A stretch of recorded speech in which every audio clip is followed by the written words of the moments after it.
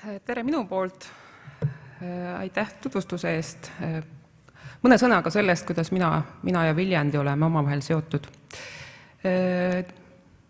Kui ma ütlesin oma isale, et ma sõidan Viljandisse, käisin siin ka eelmine nädal esinemas, siis isa kommentaar oli, et mulki kisub ikka Mulgimaale. Ehk et osa minu juurdest on siit kandist pärit.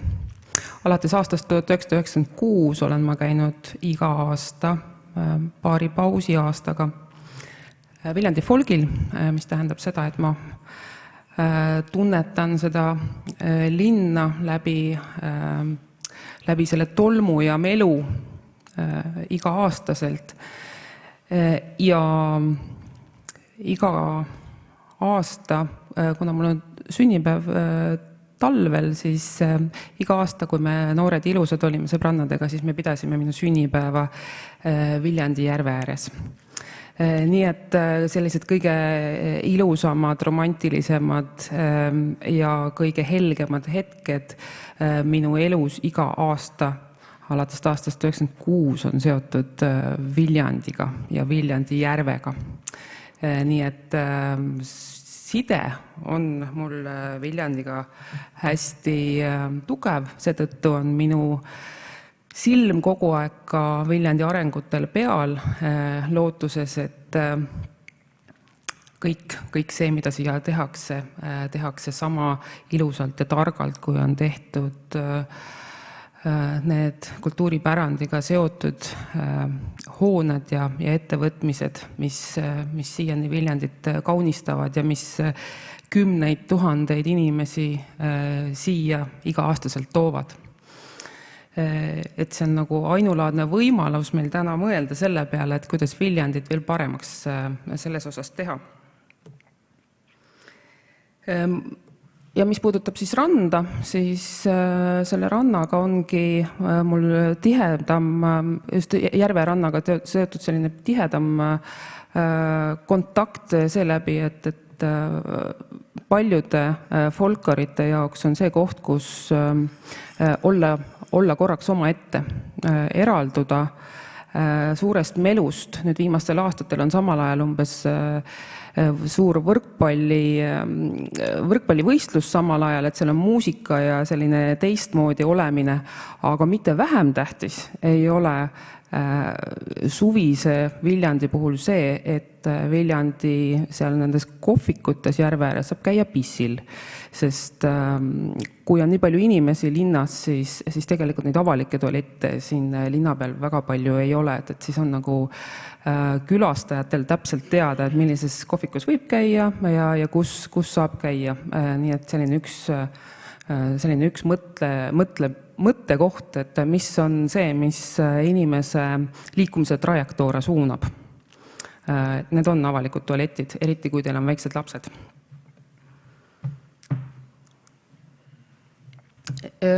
Olles siis hariduselt geograaf, sooviksin ma rääkida teile nii inimese vaatest kui looduse vaatest, et katsuks need kaks teemat kokku lõimida ja seetõttu ma räägin rohelisest Viljandist, kuna me siiani oleme kuulanud sellist kas helikopter või inimese vaadet sellele piirkonnale, mida me kangesti arendada tahame, ja see on see rohevõrgustik või see roheline ala.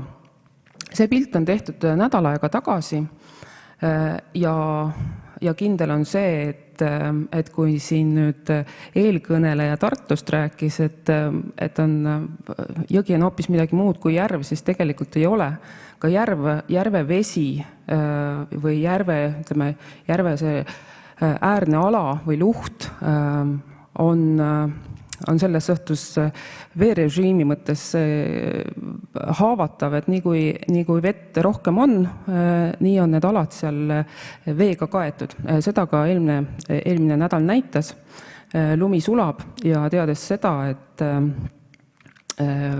sadeveed järgmistel kümnenditel sellist lausvihmavalangutena sagenevad, siis on see kindlasti üks asi, mida meeles pidada, et kui siin planeerimiseks läheb, et kindlasti on see juba kaartidel ka ära kaardistatud, et need on kohad, kus on sellised suured veealad. Ja ei tahaks ju seda, et me need kohad ära kuivendame ja infrastruktuuriga täidame, vaid et see järv saaks ikkagi toimida sellise orgaanilisemat sorti järvena.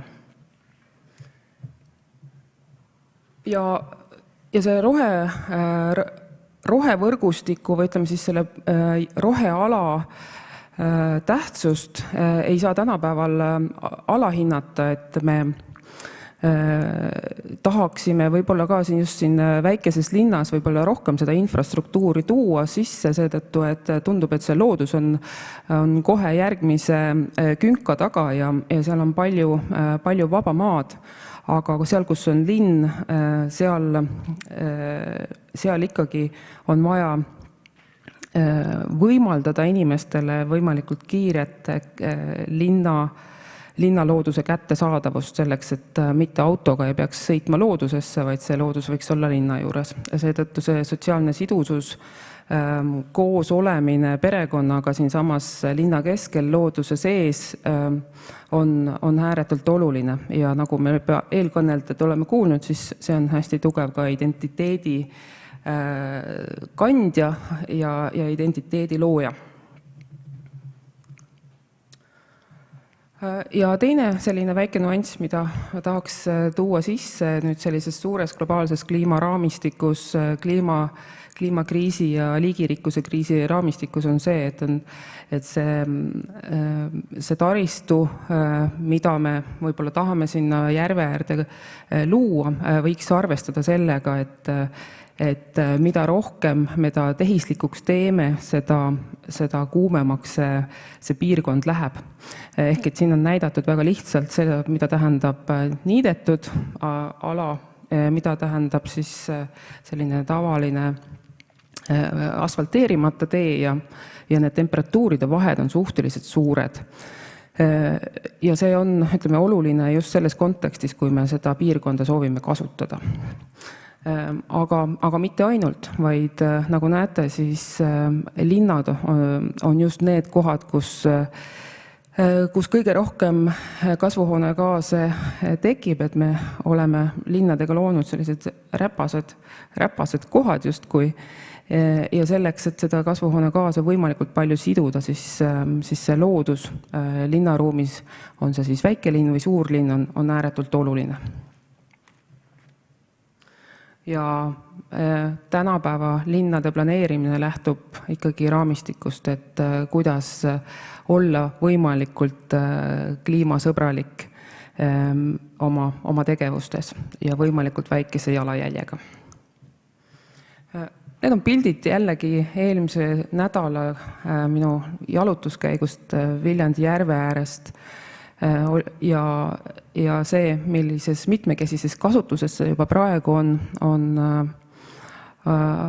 nagu keset nädalat, keset päeva hästi tore näha, et see tegelikult see kättesaadavus on juba praegu päris hea. Ja need tegevused on mitmekesised. Aga Elo palus mul, et ma räägiksin siis natuke rohkem sotsiaalsest mõjust selliselt võib-olla teoreetilisemal tasandil, et kui me ka planeeringute raames räägime mõju hindamisest, siis selle sotsiaalse mõju hindamine jääb justkui selliste samasuguste vabatahtlike foorumite ja visioonikonverentside raamedesse, kus me unistame ja avaldame arvamust, aga seda nagu mõju hindamisel fikseeritakse vähem ja keskkonnamõju hinnatakse ikkagi lähtuvalt keskkonnast ja mitte võib-olla inimese ja sellest kultuuri ja tervise vaatenurgast inimesele. Ja see mõju, sotsiaalne mõju siis lähtubki tegelikult just inimese tervisest, see, kuidas inimene ennast tunneb seal teiste inimeste raames ja ka kultuuriline mõju käib siia sotsiaalse mõju alla. Ja veelgi nagu täpsemalt minna, siis räägime ka sotsiaalsest taluvuskoormusest kui nagu ühest sotsiaalse mõju komponendist. Ja siin on kaks asja, et kui me räägime sotsiaalsest taluvuskoormusest, siis me räägime siis koormusest külastajale, ehk siis see, kes seda potentsiaalset järve äärt kasutab, ja teine on siis see kohalik kogukond, kuidas nemad tunnetavad neid kasutajaid. Ja siin see trikk ongi selles, et kuidas leida balanss selle kahe erineva rühma vahel. Sest kui tasakaalu ei leia, siis tekib konflikt. Ja seda konflikti ma olen näiteks ise uurinud Viimsi rohealadel, kus me tegime rohevõrgustiku uuringut ja teatavasti Viimsi on Eesti edukaim omavalitsus selles mõttes, et neil on hea maksulaekuvus ja see on selline unistuste koht, kui tahta linnas elada.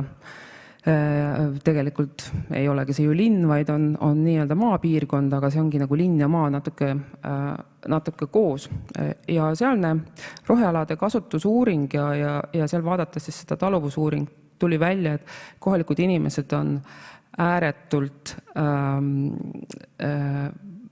negatiivselt meelestatud igasuguse rohealade arendamise osas.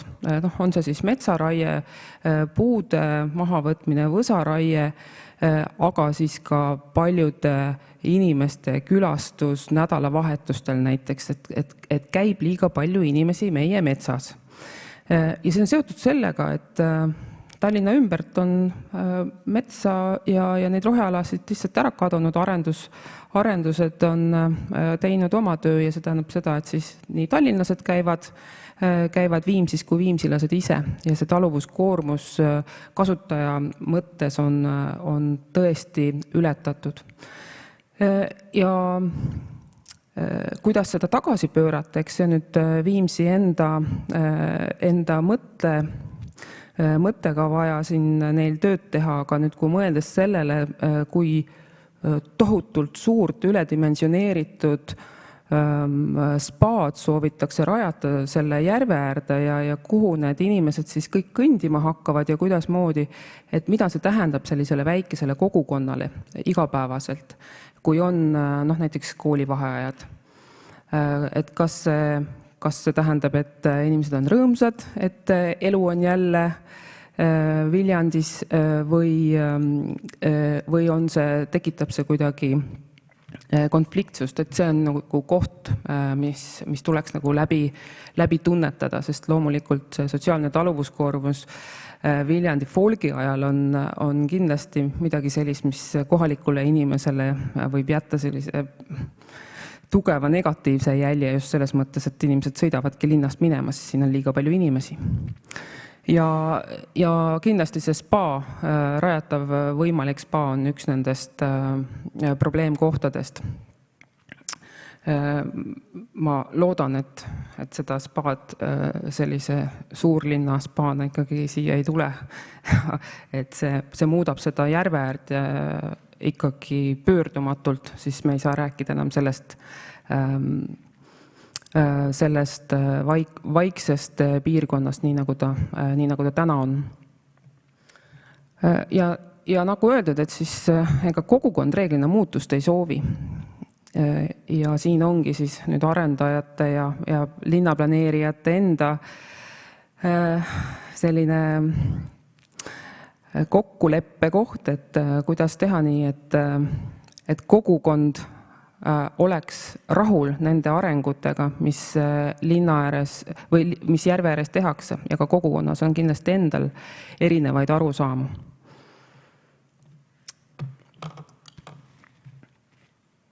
Ja siin ma olengi lõpuks nagu küsinud, et kas see Viljandi paadimees, et millist muutust tema soovib järve äärde, et kui mõelda nüüd seda laulu, selle laulu peale, siis see rääkis küll silmadest, mis südame võitsid, aga seda ümbritseb selline vaikus ja rahu ja selline järve enda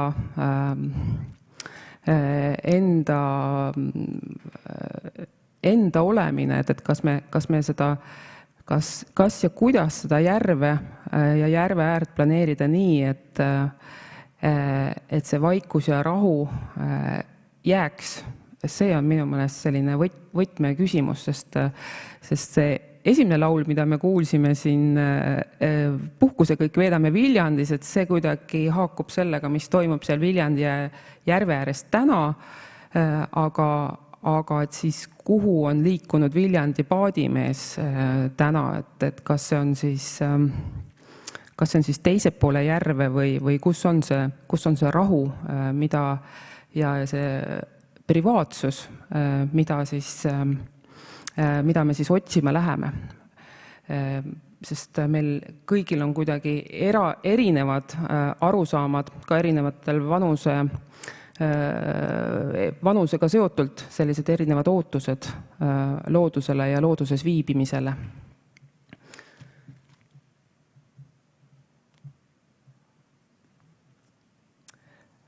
Nii. Ja siin üheks selliseks lõpuslaidiks olen ma pannud just nimelt konnad. Seetõttu, et eelmine nädal, kui ma siin kõndisin siin järve ääres, siis konnad juba krooksusid, et nad on seal samas niidetud alal vee sees väga vilkalt tegutsemas. Et minu sõnum on, et kui me räägime Viljandi järve ääres, siis ärme unusta ära neid teisi, neid sama olulisi tegelasi nagu konnad, jänesed, putukad, linnud, kes seda ala kasutavad, et ma kindlasti ise ei julgeks Natura alasse kuskile sisse sõita ja arvestades seda, et Viljandi järveäärne on väärtuslik maastik kogu Eesti mõttes, et see on selline üks märgilisi ja sümboolseid kohti, siis inimese ja looduse kokkupuutepunktid ja selline hästi tasakaalustatud planeerimine saab olema kindlasti põnev, aga väljakutseid esitav. Nii et mina hea meelega aitan kaasa, kui ma vähegi oskan, ja mõtleme siis suurelt ja mõtleme ka konnadele. Aitäh teile!